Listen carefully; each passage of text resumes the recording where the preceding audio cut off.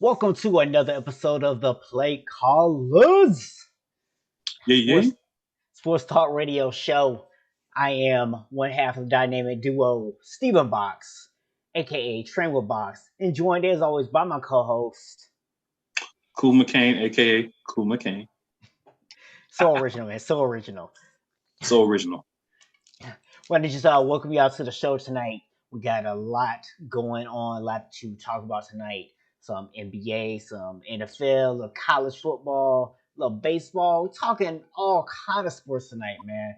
So got some exciting stuff. Want to just take a quick second to say, for anybody tuning in for the first time, please make sure you hit that subscribe button down in the bottom right hand corner down there. And you can also check us out on the go by listening on Anchors, on Spotify, and Google Podcasts. So make sure you subscribe on there too.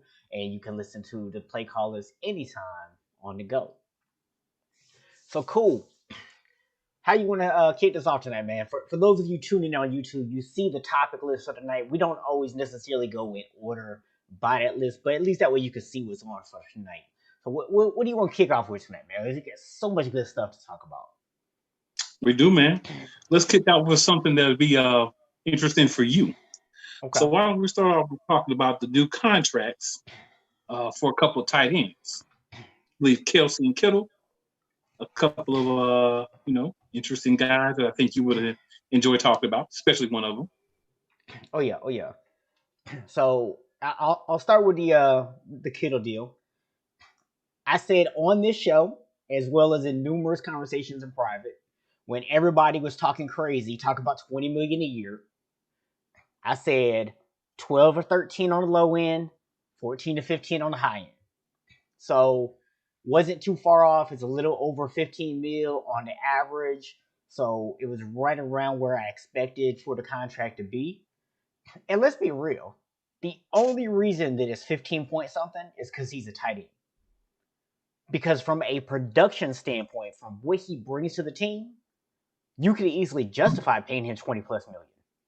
Because there's not another tight end in the league that runs routes the way he does, that catches the ball and runs after the catch the way he does, and blocks the way he does. There might be people who can do some of those things on the same level as him individually.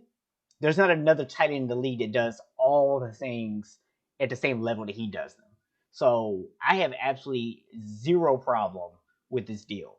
I haven't seen the exact details of it yet in terms of what the yearly breakdown is going to be, but it does look like we're going to pay him a lot of the money up front, which is good because Nick Bosa is going to break the bank here in a couple of years, and we need to make sure we have the cap space for him as well. So loving the move, definitely loving it.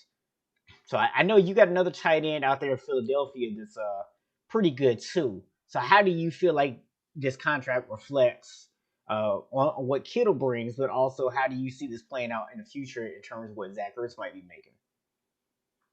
So I did watch this as well as the Kelsey deal very closely. Big concern for me is I'd like to keep Ertz, in Philadelphia. He's stated on several occasions he wants to stay, but everybody knows you want to get paid. So the fact that this deal stayed around 15 million is actually comforting, to be honest. Because he doesn't produce in all three of those to the level that Kittle does. Primarily because he's not used a lot as a blocking tight end. He is used some, and he can do it. He's improving it a lot since he's been in the league. But I think route running, he's on par with Kittle. He may even be slightly better at just route running. Um, After the catch, can't put him quite on the same level as Kittle. Obviously, Kittle's probably a better blocker, just because he's been used more of a like a flanker sometimes from the tight end position, especially since we've got Dallas Goedert as well. So I think that he'll, require less, but obviously if Kittle's making a little bit over 15 million a year, he's not going to take 8 million, 9 million a year. He's going to want to get paid more. So Yeah. seeing where that top end was going to be was, a big concern for me because I'd like to keep him around as long as possible as a weapon. But this makes it a little bit easier for us to keep him. I think it makes it easier for you guys as well that he was willing to say, okay, I play this position this way. but I am still a tight end. But you're going to make me the highest paid tight end. That's what you're going to do. So overall, happy with it. Glad you're the ones that have the guy that's getting a little bit over 15 million a year, and not us. Well, I think the deal that makes even more sense in terms of you being excited is the Kelsey deal, because he actually took a little bit less, and I think really his deal is kind of more in line with what you could expect to pay Ertz. I do kind of put those guys on the same level, so I think somewhere in that range, or maybe slightly between the two, is probably about where you're going to end up being too. But this could really helps you because now you got two guys who are right there, and like you said, you're going to be able to justify not paying him more than what Kittle makes. But it kind of gives you an in between area that you can go to as a team. So it's going to make it easy for you guys to budget out what it's going to cost you to keep Zach Ertz in Philadelphia when it comes time to renew that contract, because you have those contracts there to compare to. And I know Yeah. you're glad that Zach Ertz didn't exceed what Kittle was making, or not Ertz, but Kelsey. Yeah. From the way I understood it, and again, I didn't have a chance to go back and look at it again to confirm, but the way I understood it was that Kelsey actually agreed to his deal a little bit before Kittle did. But I don't think that really honestly makes that much of a difference production wise and what they mean to the team. Clearly, Kittle's the guy that was way more of a focus in San Francisco than Ertz or Kelsey. I think Ertz, production wise, is probably actually a little bit under Kelsey because we have a couple of other guys that, um, the wide receiver position when healthy that are going to take a lot of catches and some targets away from him, as well as Dallas Goedert. So I think that we'll be able to get a little bit less than Kelsey for him when his time comes around. Then you got to also think about, the ballooning contracts every year. So may end up getting somewhere probably in between when his time comes around. Wishful thinking, he'll take less. Yeah. So, just wanted to, real quick, if you guys are tuning in, we appreciate y'all watching. We do interact with our fans throughout the course of the show, so make sure you're dropping your comments in the chat, and we'll be chiming in. We'll be reading your comments and checking in with y'all throughout the course of the show tonight. So yeah, man. But those guys definitely both feeling pretty good. The tight end market has been reset, and it's gone up pretty significantly by about 5 million a year on the top end. So pretty huge reset for that market. I mean, you look at those guys, though, those are a little bit different from your normal tight end. Ertz is another one of those guys, and there's a couple other guys that they may play the tight end position, but they're a big part offensively of catching the ball and making plays in that facet of the game as well. So those guys do need to be compensated when they're used as wide receivers at least a portion of the time. So I don't really have as much of a problem with it as some people may, but I just didn't want it to get reset too high. I'm kind of fine with where it's at and saying that that's basically your ceiling. And hopefully we can at least, most teams that have a guy or a guy that they think can be in that stratosphere with these guys, that this is kind of the top end. So that's good, and they'll be hopefully the top for the market for a while for tight ends. Yeah, absolutely.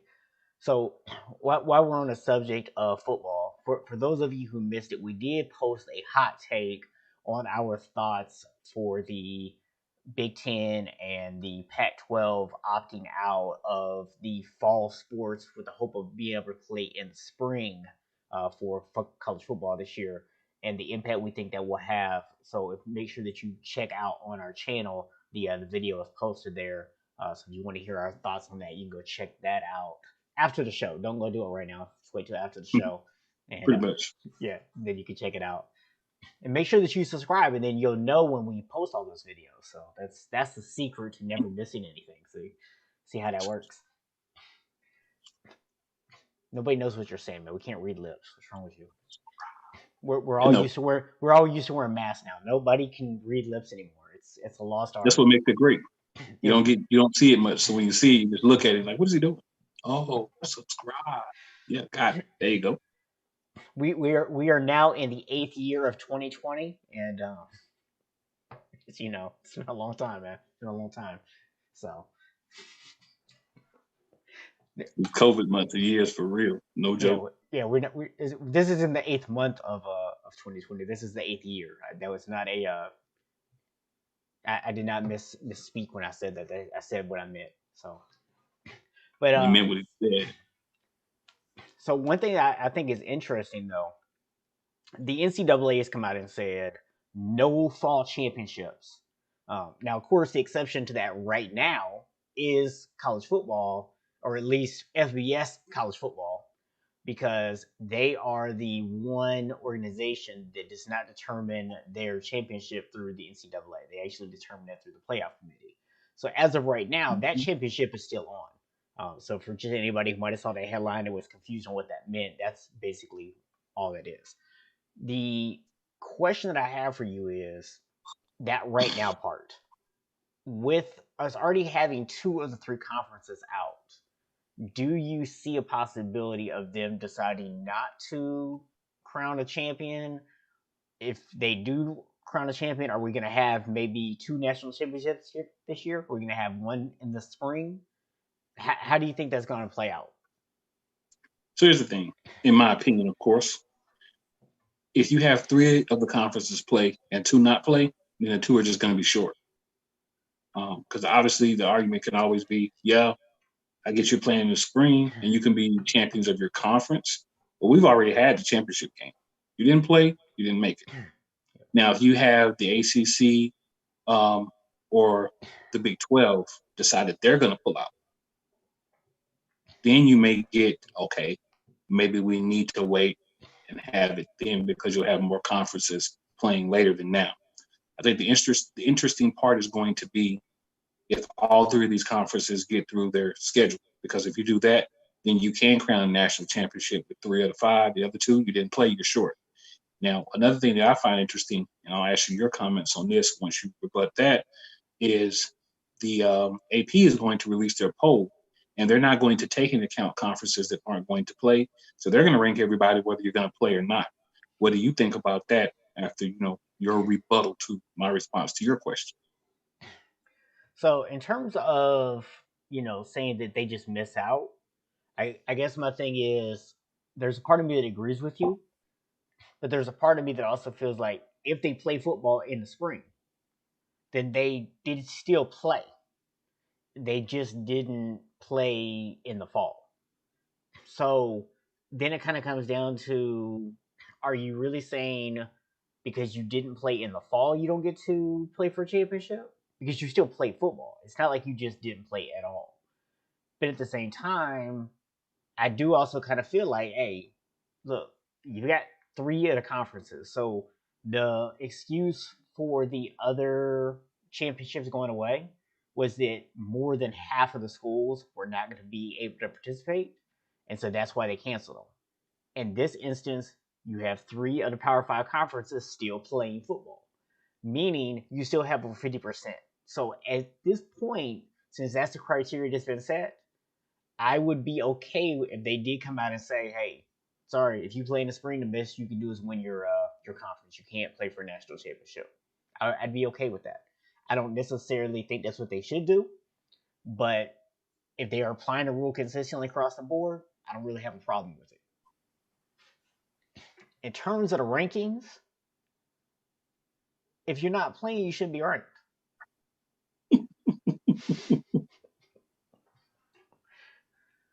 I mean, especially if we're going to say that you don't have any chance to win a national championship if you're not playing in the fall, why are you even ranked then?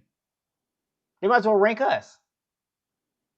They might as well just give us a team and rank us because we Yeah, have just as good of a chance of winning a championship as Ohio State or anybody else in the Big Ten or Pac-12 this year. pretty much. I mean, I say to it simply this. Um, kind of wrap up both of them with this simple thought pattern of mine. So there's going to be someone that's going to get screwed over with the national championship thing, right? Mm-hmm. Because if you have it after the three teams play, then you have the other two that haven't played are get screwed over. But if you say, oh, we got to wait for them, so they've got to have their seasons, then you have all the football players from these three, which is the majority, that have to wait a couple of months before they can have a national championship. So I think you got to look at it and just be honest. You got to go with the majority. Now, like I said, if something changes and other teams or the conferences decide, other of the Power Five decide, okay, we need to wait. That happens, that changes everything because now you have more that are going to be later. And I think if one more decides to wait, it's going to kind of force the other two to say, we've got to wait, whether they want to or not. Yeah. So I think that's what we're looking at right now. But everything sticks as it is. You didn't play. It's going to be a national champion. You play later, that's great. It's like an exhibition season. You didn't play during the real season. Yeah, and I'll just say, for anybody out there who's ever doubted when we in the South tell you that football is life down here, go look at a map of where the teams are located that are still playing football in the fall versus the teams that are not playing in the fall. Every single team that's playing football in the fall is located in the southern half of the United States. It's crazy. I mean, like, look, man, they're not trying to cancel football season down here. Like, it's going to literally take a miracle to cancel football down here. I joked about it a couple months ago that I wouldn't be surprised if they would actually send players out there with COVID to play. And I was being, a little bit, sarcastic in saying it, but there's an element of truth to it, man. That's how that's how much football means down here in the South. It's a cultural thing, and football just means that much down here. It's not just about the money down here. I mean, the money obviously is plays a big part in it, the financial aspect of it, but that's not really the main thing.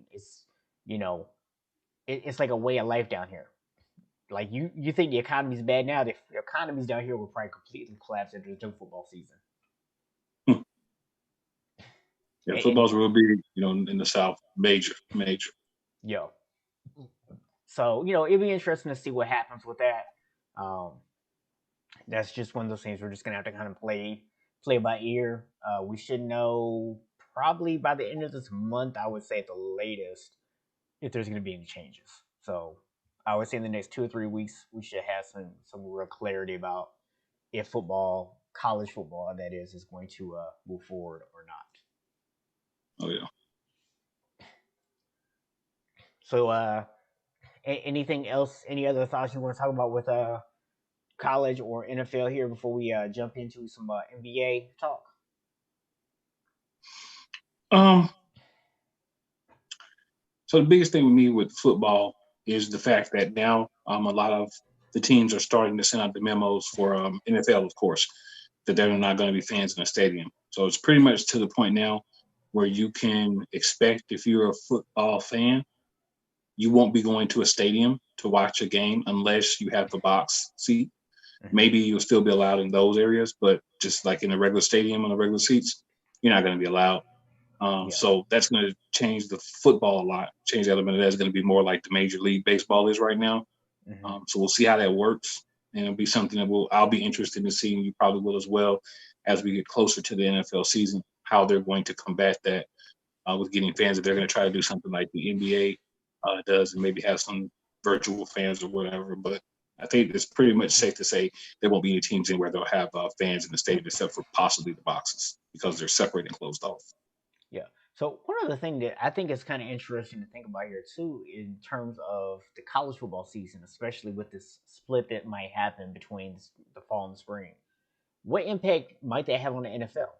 Because you're gonna have some of these kids playing in the fall, which means you're gonna get a chance to watch them play. You're gonna get a chance to look at them, but you're not necessarily gonna get to see them against varying levels of competition like you normally would, because everybody's just playing conference games.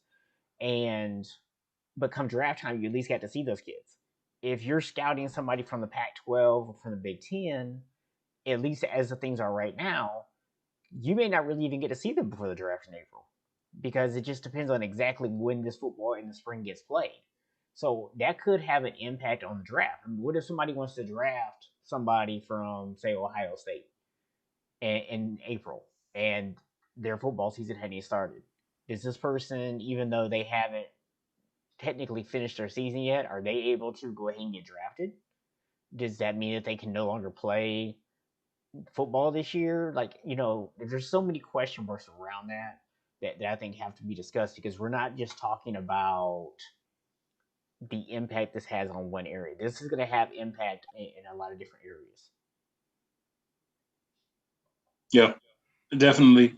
You can also think about it like the scouts are gonna probably want to see guys, see them in live competition, competition, see how they've improved from the last season. You think about a guy like Joe Burrow tweeted out, if this had happened last year, he may not even been drafted. Now, he's the number one pick. So I think you're going to always look for those guys. So they're probably going to figure out something, maybe pushing the draft back a few weeks or months or whatever it takes, because you do have a little time in between your draft, free agency, and when the season actually starts. So you maybe can push the draft back a little bit, Yeah. to accommodate, depending on how the schedule works, if they are actually able to play in the spring. But it's definitely something to look into because it could change things. Yeah. Yeah, for sure, man. So I do want to go and keep the conversation moving here. So we're gonna switch over, talk a little NBA here as well, and if there's something that you or any of our fans want to come back on in regards to college or NFL, definitely drop that in the chat, and we'll come back to it later on in the show. Run that. So playoffs are almost set. All we gotta do is find out who's gonna be the eighth seed in the West.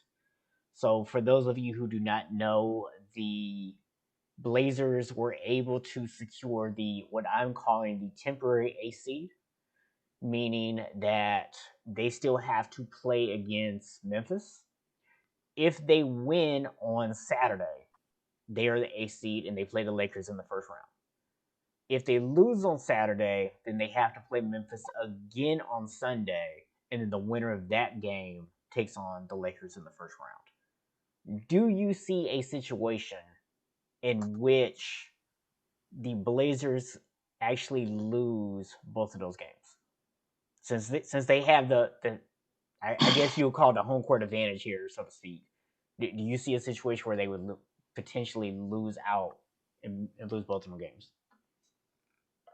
Um, no, honestly, I think whoever had that AC definitely had an advantage, just because anytime you're in a situation where you have to win one out of two games, it's easy to get up for one game to beat someone versus trying to get up and beat someone twice. So I think that that's a major plus of the team that essentially has, like you said, the home court advantage. The home court advantage, we'll say, is that you only have to win one game. So if you're Portland, if you go out and you handle your business Saturday at 2:30, you're in. You get a day off, you're chilling. From what my understanding is, I didn't double check this, but if you go in, you lose on Saturday, and they're gonna have a game on Sunday. Right. Winner of that game takes off, pretty much. Yeah. So if I'm Portland, my goal is to come out this first game, handle my business, do what I need to do, knock them out, and let's get moving. What you don't want to do is the same thing as like a game 7 in the NBA, in the regular finals or just the regular playoffs. You don't want to ever make it come down to one game, because anything can happen in one game. But if I'm Portland, if now the one scenario I would say where Memphis could win is if Portland comes out this first game, they play hard. They kind of had that feeling like they won, and then Memphis is able to come back, put that dagger in them, and get a tight victory, ride that momentum into the second game, and knock them out. But I think if you're looking at realistically, talent-wise, veteran presence, all those things, Portland's really not an AFC, but they were missing some pieces early in the season. We talked about this back during the break. We talked about this before this even happened.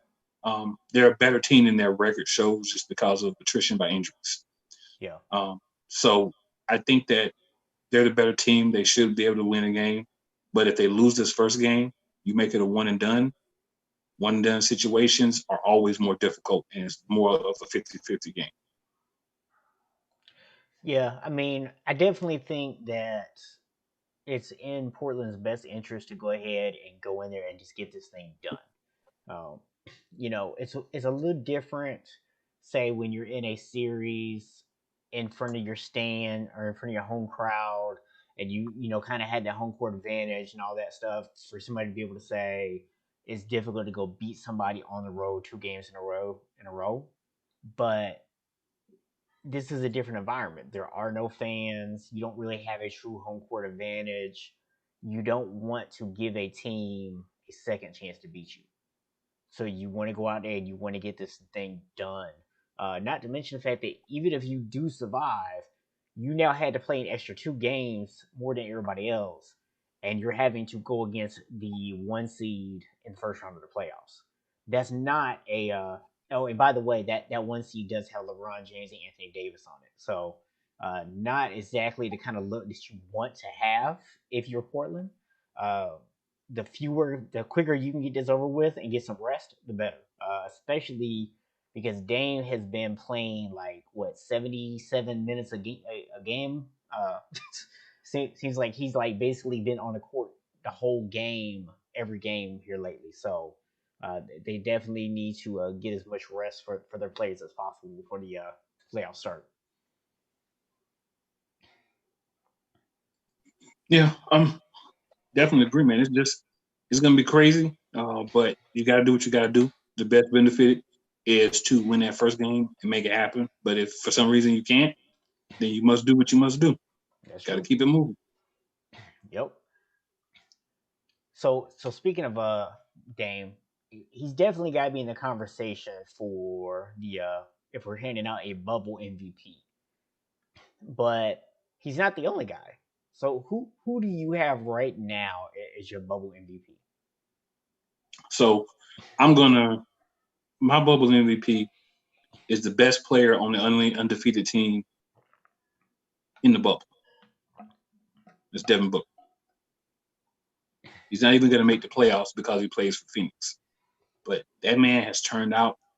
He hasn't put up some of the individual stats of the other teams, but again, he's the focal point of their offense. He runs their offense, and they're the only team that did not lose a game in the bubble.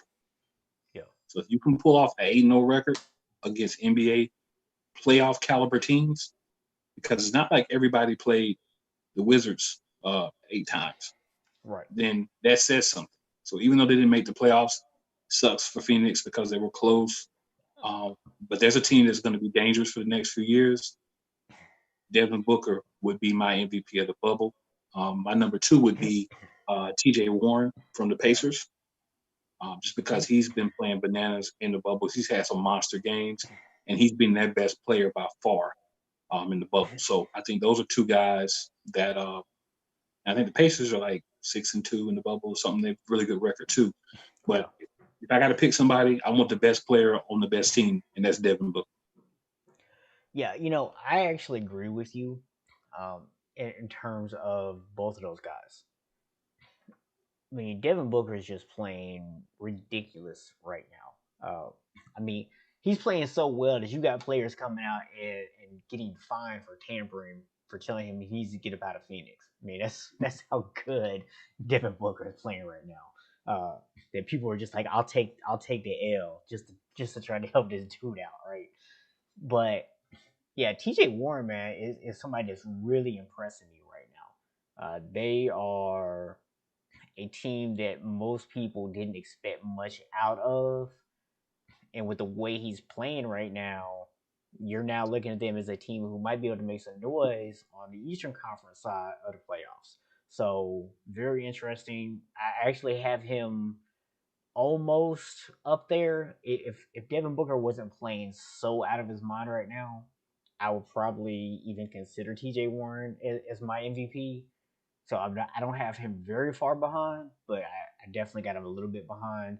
And then I'm probably looking at Damian Lillard as my third guy right now.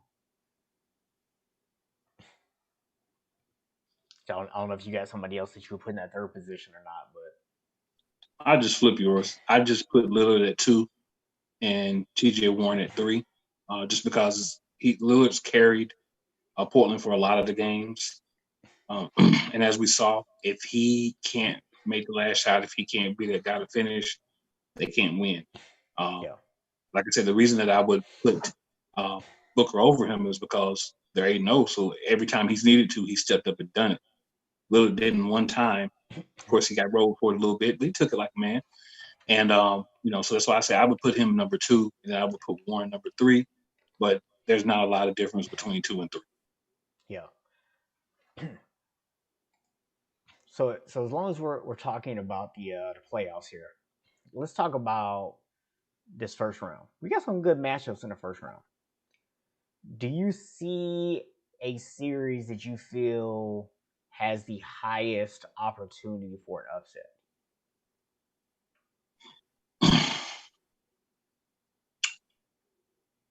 I'll be honest. When I look at the information, I don't really see like a 4-5 as a upset. I don't either. I don't really think there's a matchup where there's a distinct advantage for a lower team. I think if you ask me somebody who could surprise in the first round, then I would definitely go with Brook. I've watched them play in the bubble. What I like about Brooklyn is that they don't have most of their scorers. A large portion of who that team should be is not there. But what they do have, they play together, and they almost knocked Portland out last night. They Yeah. literally lost by 1 point because their best player in the bubble, Karis LeVert, missed the last second shot that rimmed out. So they were that close to knocking off Portland, who a lot of people, including myself, feel like is a team that isn't really an eighth seed in the West. So when you look at a team who's playing that well without so many pieces, it reminds you of that Boston team a few years ago. Yeah. When you're scrappy, you have nothing to really lose because if they lose in the first round, no one cares. They're not half the team. But they knock off, their opponent in the first round. They make it to the next round. They get lucky and knock off whoever they play there. Obviously they're not going to make the NBA Finals. They're not built for that this year. But if they Right. can win a series or two, get some experience with what they have, that's probably the best example of a true upset I could see. I know what a lot of people would say, and they would say the Trailblazers in LA. I'm not going to say that. I think it'll be a competitive series, but I feel like LA has a distinct advantage, and they should be able to handle them once they get to them. That's the Lakers, of course. Yeah. So when I'm looking over the schedule, I agree with you. Like when you talk about the fours and the fives, I don't really consider those upsets. I mean, those teams are usually pretty close together in terms of their talent, in terms of their records, and just overall. So those aren't really usually opportunities for upsets. The team, and I don't think, just to be clear, I don't think that this will actually happen. But the one that I'm intrigued to see is the Clippers against the Mavericks. I feel like the Mavericks may present some matchup issues for the Clippers that could make it a very interesting series. The Clippers are the more talented team. I feel like they're the deeper team. I feel like they should definitely win the series. But that's going to be an interesting to keep an eye on. I'll be honest with you. So a lot of people have been wondering, Nuggets fan, a lot of people are saying, oh, when they're playing the Lakers, they're playing everybody. They're playing their bench players the whole fourth quarter. Yeah, they did. Guess who they don't have to match up with in the first round because of the number 3 seed? They don't have to play Dallas. They played themselves out of that matchup. They're playing the Jazz in the first round, a much better matchup for Denver.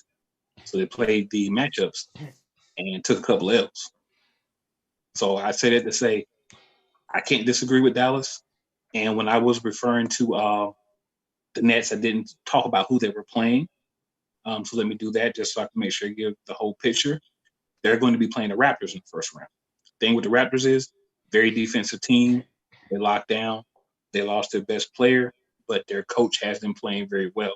Yep. But in a 7-game series where you're having a lot of, matchup changes, you have a new coach in Jacques Vaughn for the Nets. So you have somebody who they may not know about as much because he came in recently. So there's not as much film. There's not as much logic on the way he's going to play. So that's another good reason why this could be the biggest upset. When you look at the rest of the matchups, let's be honest, Heat Pacers 4-5. No, we're not going to say that that's a anything like what would be considered a upset by either one of those teams. Celtics and Sixers. The Sixers, Joel Embiid hurt. Ben Simmons is out. Same story we get all the time. At least one of those guys is not playing. They're a much lower seed now. If they had both of those guys, maybe without them, it just doesn't seem the same. You go over to the West, just touched on Denver and the Nuggets. Denver and the Jazz seems pretty good. Thunder and Rockets, either one of those teams could win that game easily. So there's not a lot of ones that you could really say I can see one beating the other. But that's who I think I can see beating the other. Yeah. I also do agree if you told me to pick one from the West, that the Mavericks and Clippers would be the only realistic option to me. Yeah. Yeah, and like I said, I do think the Clippers win that series, but it is going to be an interesting one to keep an eye on for sure.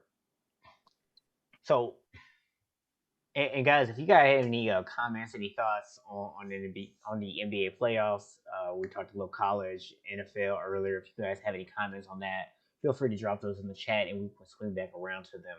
But taking Denver out of the equation, which is for everybody that doesn't know, that's your team. What matchup are you most looking forward to in the playoffs?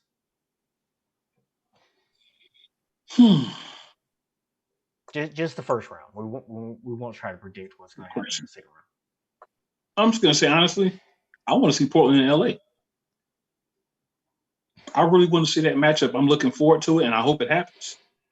Because I don't think the Grizzlies are going to be, if they win, I'm going to have to change my pick. But if we're looking at where things are right now, I want to see Portland and LA. I think LA is going to win that series, but I think Portland's a team that could push them. They're a team that may be able to affect them down low because they have a lot of 7-footers they can throw out there. So I think they could actually be a good matchup. You have a couple of guys, they're not as athletic as Anthony Davis, but they have size that they can throw at Anthony Davis in waves. So it could be interesting. Now, I agree with you. One thing that's actually huge for LA is the news that Rondo is back in the bubble. So if they're able to get Rondo back on the court, I think that is huge for LA in the playoffs. Just having his experience and his ability to score and giving them somebody who can actually lead the offense when LeBron's on the bench. Because I don't know if anybody's noticed or not, but the Lakers have really struggled offensively when LeBron has been on the bench. They have been point guard LeBron. they have been almost unbeatable with him on the floor. They really struggle with him on the bench. So getting Rondo back would be absolutely huge for the Lakers. So avoiding my own team because I too will be very excited to watch us against the Blazers. But the team that I'm going to actually look at, or the series I want to look at, is this Oklahoma City and Houston series. I think that's just going to be fun, man. Like, I don't know how much defense is going to get played, but it's just going to be a fun series to watch. Bro, those might be 300-point games. Like, if you like scoring, that's your series. Watch that series if you enjoy scoring, because there's going to be a whole lot of it. Yeah. And depending on if the Lakers decide to show up and play any defense, there might be a whole lot of scoring against Portland too, because we all know Portland's not going to show up and play any defense. So they better start, man. They better start. So one of your nephews did check in with us. Jedediah says that he thinks the Heat Pacers matchup will be interesting. He wants to see Jimmy Butler can really captain his own team to victory. So I agree. I think that's gonna be interesting. When I know they got a little beef going between Jimmy Butler and T.J. Warren. So little old school NBA hype up there, a little 1-on-1 matchup that the league loves to be able to promote. So this should be a fun series to watch too over on the Eastern Conference side. I would agree with that actually. Well, according to Jimmy Butler, T.J. Warren is trash and he's not on his level. You can't guard him, and they need to put somebody else on him and not him. So yeah, I mean it would be a fun series to watch, from the individual standpoint. One thing about Miami that I've noticed from watching them in the bubble, doing a little reading up on them a little bit as well. That's one of the things we do, is that their point guard Kendrick Nunn. He's not always putting up the best stats, but he's a good point guard for the way that they've adapted their new offense. Yeah. Because he's a little versatile. He could shoot a little bit. He's a good driver. He's young. He's still got room to develop and grow. But he will make good passes. He doesn't mind making the pass to set up the pass for the score. And then Duncan Robinson, who was their shooting guard, is the much better 3-point shooter. So a lot of times he's able to draw defenses, kick, do different things to help Duncan Robinson get shots. So you have to look at the matchups within the matchups and how the team plays. So I think that will be a good matchup. But that Trailblazers, man, if that Trailblazers and Lakers series happens, man, that's going to be a good one. If that one doesn't happen, then I'd have to agree with Jedediah and say the Heat Pacers is probably going to be the one that interests me the most. Of course, outside of Denver and Jazz. Yeah, I mean, yeah, that's why I had to eliminate your own team from the conversation because we both just picked our own teams, and this would be a very boring conversation. So nothing wrong with a little homerism. Sometimes gotta root for your team. I mean, hey, and if you're in the playoffs, you got a chance to win the championship. So But now, before we talk about this guest policy that the NBA is going to be instituting, we do have one other NBA topic to discuss. So your boy Giannis been watching a little too much WWE, man. He over there headbutting people like dude, you're not Randy Orton. What you doing? This dude thought he was the Viper. Crazy to me about it, man. Dumb move. Don't get me wrong. I watched the clip earlier that kind of showed like all the little bumps and little extra fouls and stuff that was happening to him, the trash that was being talked to him. But when you act out in that manner, man, you basically tell people I'm soft inside. That you want to take me out of the game, foul me, push me around, talk a little trash to me. You took a guy on the other team who, he's not your caliber player, and you let him get in your head to the point that you headbutted him and got yourself kicked out of the game. So you missed the rest of that game and got yourself kicked out of your team's last game, which they lost. Yeah. So you have to understand that you're very important to your team. You're the reigning and should be defending MVP. Use this right here. Laugh at him. Tell him, that's all you got for me? Yeah. I thought you was tough. Do you know why? Treat him like Jordan and LeBron do. There's one comparison between Jordan and LeBron. You can throw Kobe in there too. You foul Jordan, he laughs at you. You foul LeBron, especially the headband LeBron, you knock that headband off, it's on. It's a wrap. You know what I'm saying? So Giannis need to get to the point, and it comes with time and understanding too. People are going to try to get you out of the game every game, because if I can get you mentally out of the game or kicked out for a game, I give myself a chance and my team a chance to sneak a game, because we saw that team without Giannis. It's not the same. So right. You need to make sure that you're being smart with what you're doing every week, every time, every game. Use it as fuel for competition. Don't fall into the foolishness. Right. And first of all, I just want to go ahead and say that anybody out there, if you want to go ahead and knock LeBron's headband off, that would be great. We definitely appreciate that. So we can watch LeBron go crazy. But my thing is, and I like the comparison you made, because Jordan, we saw this with the Last Dance documentary. I mean, that dude got like assaulted by the Pistons. So, and never once did he do something that stupid. It's like you can't allow them to drag you down, because guess what? Every team you see in the playoffs now, there's a guy on that roster that is expendable, and every chance he gets to give you a little elbow, give you a little push, give you a little nudge, talk some smack to you, get in your ear. You will have people all through the playoffs trying to get under your skin and trying to agitate you into taking action. We talked about this exact same situation a few months ago with the whole Mason Rudolph and Myles Garrett situation, where we weren't excusing Myles Garrett, but we also said, hey, Mason Rudolph, no matter how upset you were that you kept getting hit and tackled, you can't lose your cool and go chasing after people and get up in people's face and acting stupid because you set yourself up for that to happen to you. And Giannis basically did the same thing to himself. I mean, obviously there was no threat of him getting hit in the head with a helmet, but nonetheless, he put himself in a bad situation. He put his team in a bad situation, and you can't do it because now everybody's gunning for you. Now everybody knows that you're soft. They know that you can be agitated, that they get under your skin, and they're going to do it. And there's some people out there that are really good at that, and that's all they do. So yeah, I hope you're ready for what you about to bring onto yourself, Giannis, because it's not about to be pretty, and especially if you were going to finally get fed up with all the little stuff that was going on, that the play that you got mad on was like the worst time to do it because that wasn't even a big deal. That was just a bad attempt at taking a charge. You should have just took your foul, shot your free throws, and called it a day, bro. Like, don't you can't react that way. You just can't. Some people might say, "Oh, well, you're talking about Giannis, but you're not saying anything about Jimmy Butler and the foul that he gave Chris Paul." Well, I'll say something about that. Good job, Jimmy Butler. Way to stand up for your team. You on the young team. One of your dudes got bullied a little bit by Chris Paul, so you let Chris Paul know. Try my team.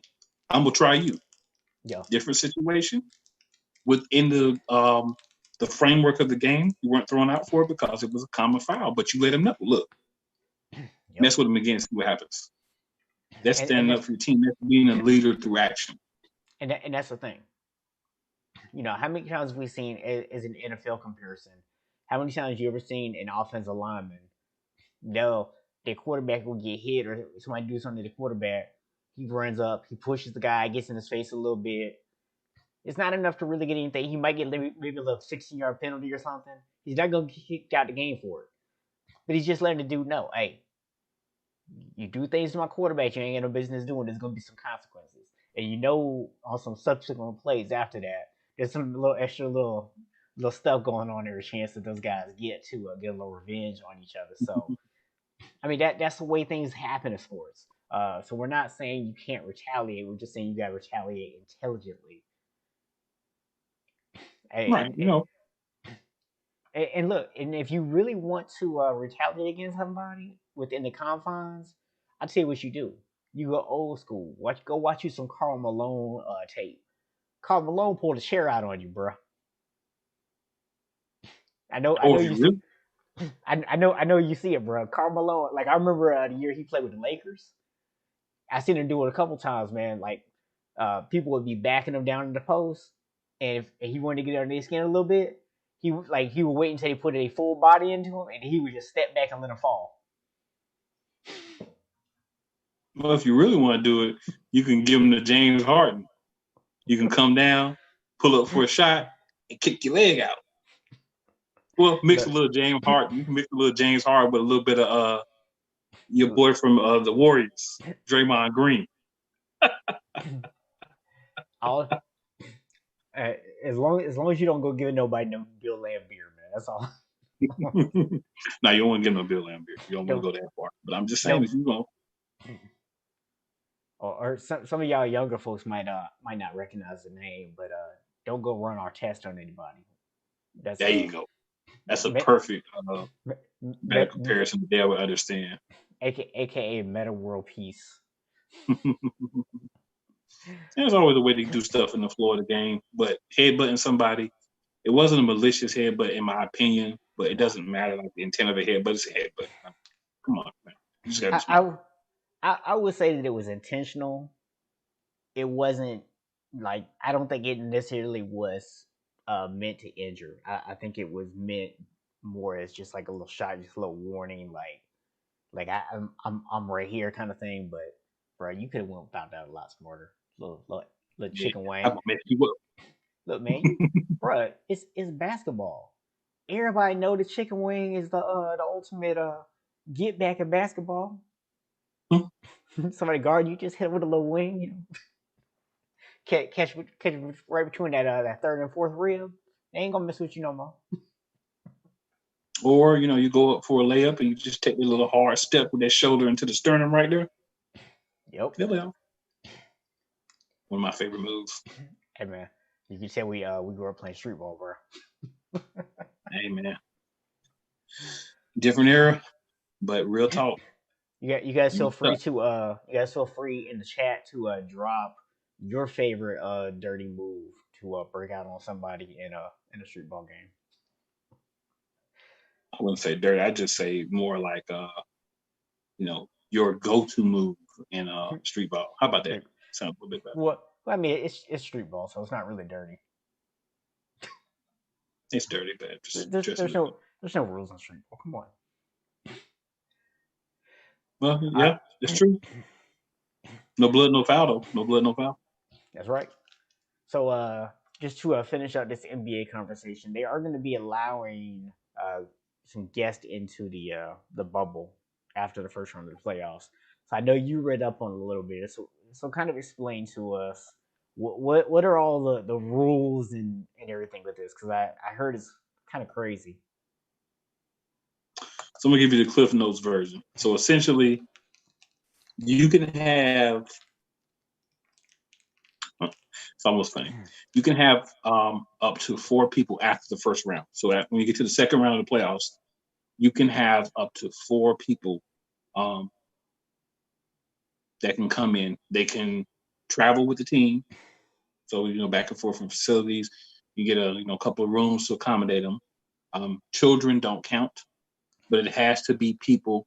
And I'm gonna paraphrase this because the original word is horrible. But essentially, it has to be people that and not from like social media or secondhand. It has to be people that you actually know. Big question for me, have you just comment on this first? How are you going to prove that someone had a pre-existing relationship? It's kind of interesting unless it's family. So you can do family and of course friends, but they're defining friends as people that you've known for an extended amount of time, and not just through like an intermediary second person or just over social media that you've actually met in person. No definition of how long you have had to know them or how many times you've had to meet, just kind of vague as of now. Maybe they'll clarify a little bit between now and then. But I'd love to hear your take on that. Well, man, I think the really simple test you can do is if you have to try to sneak the person into the hotel room wearing your team's paraphernalia disguised as a player, even though they're not even the same gender that anybody else on the team is. That qualifies as someone you should not have brought into the bubble. For those of y'all who do not know what I'm referencing, just go look up Seattle Seahawks.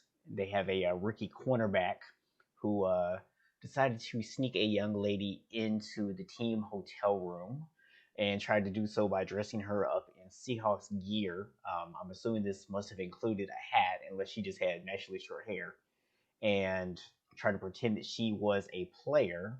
And he got caught and kicked off the team. So let that be a lesson to all you NBA people. And somebody please tell Lou Williams that he cannot bring in the top 4 dancers from Magic City.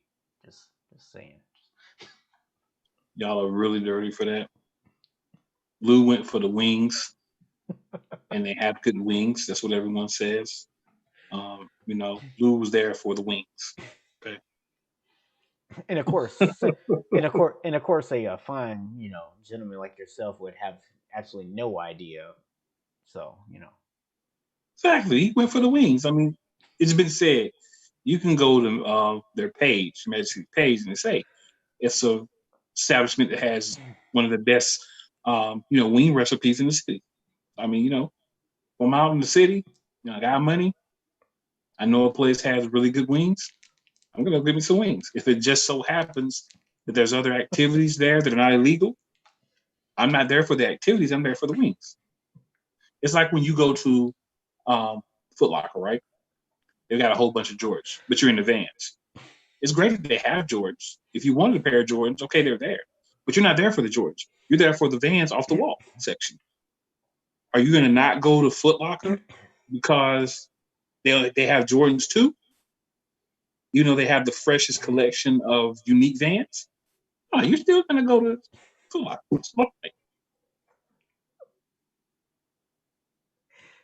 Your answer is a little too well thought out and well seasoned. Just gonna throw that out there. Just like the wings at said restaurant. My point exactly. But seriously, when we talk about this whole situation, this is ridiculous. There's no way to quantify how long you know somebody. Um, you can falsify information. You can feed somebody enough information to say that they've known you for X amount of time. If you wanted to just say not people that you've met on social media, then just say that. Just say it has to be someone you've known for X amount of time. Just say that. But to kind of be this vague is really ridiculous. My thing is, if you're going to allow them to have visitors in the bubble, then however they met those visitors, it is what it is. Yeah. If you're not going to allow them to have visitors besides family, just say it can only be a family member. But this, I guess the best word I can think of, androgynous area where it's just like you can have people, but it doesn't matter how long you know them, but it can't just be through social media. So how are you going to prove that someone does know someone? There's no way to really prove that. You know what I'm saying? There's no way to say, well, prove to me that you've known each other outside of social media. How? Yeah. A picture of us together? Doesn't make sense. It's just allow them to have guests or allow them to only have family members as guests. All the other stuff is just going too far. Yeah, I mean, I guess they want to leave a little leeway. Maybe somebody really doesn't have any family. Maybe they got like a best friend they want to bring in or whatever. Um, what I find interesting is I'm going to make an assumption that all of these people are going to have to be quarantined and tested before they're going to be allowed to come in. So it would kind of suck for some of these people to have to be quarantined, tested, have to go through all this stuff, and then you know the person that you're a guest of gets eliminated in the first round of the playoffs, and you basically just went through all that for nothing. Well, it's after the first round. So what I would guess is once the first round is over, then that's when you can have people come. Um, I'm not exactly sure what they said is they're going to test them. So I know that normally they had like 3 days. You had like a 3-day period Yep. where you were quarantined while they were getting the results from your initial test. So I'll assume that they'll have to go through that same process. Yeah. They didn't spell that out. It just said you take the test, and if you were found to not, have it, that you would be allowed to travel with the team and everything. So I would assume that that's the procedure they would use, the same thing the media and everyone else had to do when they got there.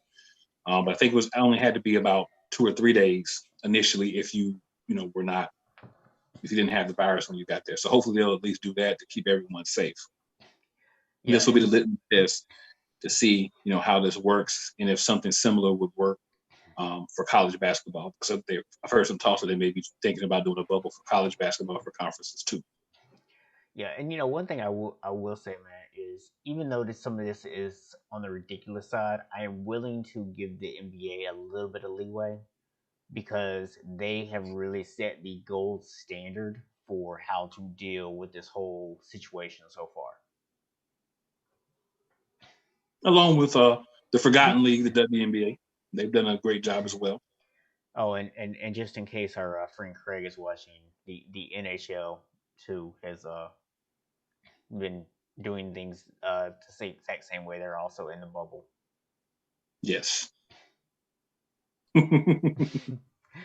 Yes. So just so that I don't have to hear later about, oh, why didn't you mention NHL? I mentioned it. You happy? NHL was mission. So we're going to discuss the division leaders in Major League Baseball this week. But of course, with time, we're already getting around that hour mark. So what we'll do is we'll get into that conversation with our show next week.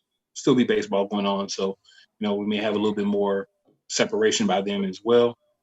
But just to kind of close out on the NBA, I would say through the 8 games that we've had, and of course there's a few going on tonight, which is maybe a reason why we don't have as many people watching. Understandable. All been wanting sports for a while, so hopefully you guys will hop on and check it out. Um, after the games or sometime this weekend or early next week. But just to sum up my feelings, I think that they did the bubble the best that they could. They prepared early. They had things in place. They were ready to play. The players came in. All the teams came in and did their very best. Even poor Washington. Everybody came in. They did what they could do. They put good games on for us. There wasn't a lot of defense in most of the games, but that's okay. Let's be real. We all love a offensive onslaught anyway. Nobody wants 87, 85 anymore. You want 130, 135. So enjoyed it.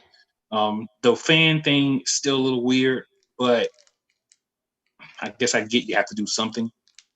Yeah. I don't know if there's anything better you could come up with, but it's still a little weird. But hopefully when they get to the second round, there's actually people that'll help some. So, I think they've done it the right way, the best that they could with what they were given. And I have to applaud them as well as the NHL and the WNBA. Want to give props to everybody where it's due. I think they've handled things so far the right way. Major League Baseball, you may want to take a page out of their book. NFL, you may want to try to adapt some of these things to try to get through the season. Yeah. Yeah, I mean, I think you pretty much nailed it there, man. I think you pretty much wrapped it up pretty well. Um, definitely appreciate the people that did tune in tonight. I'm surprised that our numbers didn't just like plummet off when you reminded people there was actually basketball on. Um, everybody run off like, oh man, I forgot about the game. Let me go watch that. Basketball? Oh crap! I'm watching this dudes. So It's I still mean, on. It's all good. It's still on. yeah, you ain't missing nothing. As long as you catch the fourth quarter, you good. Um, so definitely appreciate y'all tuning in tonight. Definitely appreciate joining us in the chat and letting us hear your thoughts. Make sure that you tune in next week, 8:30 p.m. Eastern Standard Time. PlayCallerSportsTalk.com will take you directly to our page so that you can subscribe to our YouTube channel and get those notifications. And guys, we just really we appreciate the fact that the show is growing, our Oh yeah. subscriber list is growing. Definitely would appreciate if you guys would share the show with other people. Let them know that we are live every Friday night at 8:30 p.m. Eastern Standard Time, and encourage your friends, your family to come join the show and watch it, man, because sports unites all of us. Oh yeah. Anybody that may be interested in sports, man, just have them check us out. They like it, cool. If not, it's all good. Everything's not for everyone, but I think it's fun. We try to do it a little different. We try to be, more interactive and, give people an opportunity to voice their opinions on the show, whether we agree with them or not. We're not tied into our opinions, the only one that, should be heard. Yep. We just try to be for the people, by the people. That's our Yep. motto. That's what we do.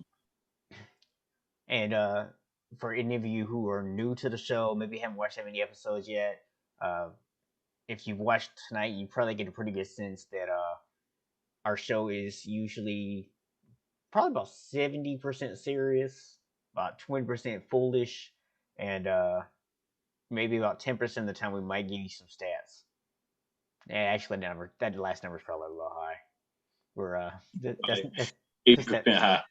That's not what we do. That's not what we do, guys. We're not stataholics around here. This is an opinion show. We like to have fun and interact with you. So interact. Absolutely. Can't interact with you without the you part. So definitely need you guys for that. Celtic. There's that guy. G. Oh, Sosa. G. We was Sosa, missing you, man. homie. We was missing you. I thought he was one of the people out there watching basketball tonight, man. He probably had us on watching the game too, and he's like, "Oh man, I ain't commented on. They about to go off." I ain't mad at you though, man. He's like, I'm mad at the show by the end. Yeah, man. G Sosa, that's one of those super fans right there, man. So much love for that. Appreciate you tuning in, man. Absolutely, absolutely, man. Every week we just try and grow, trying to do a good show for everybody that's watching and everybody that comes back and watches it, man. Just want to have fun, make it as interactive as we can, and be wrong about half the time. It's all good. Yeah, man. It is what it is. But man, it's that time for us to remind you guys that even the sun goes down. Heroes eventually die. And horoscopes, they often lie. But sometimes why? Nothing is for show. Nothing is for certain. But until they close the curtain, It's him and I. play Play callers. callers Y'all better know that. from the QC to the ATL. Yeah, yeah, yeah. Next week, 8:30. Let's get it. Point right way. Subscribe right down there. See y'all next week, 8:30 p.m. Eastern Standard Time. Let's do Live this. on YouTube.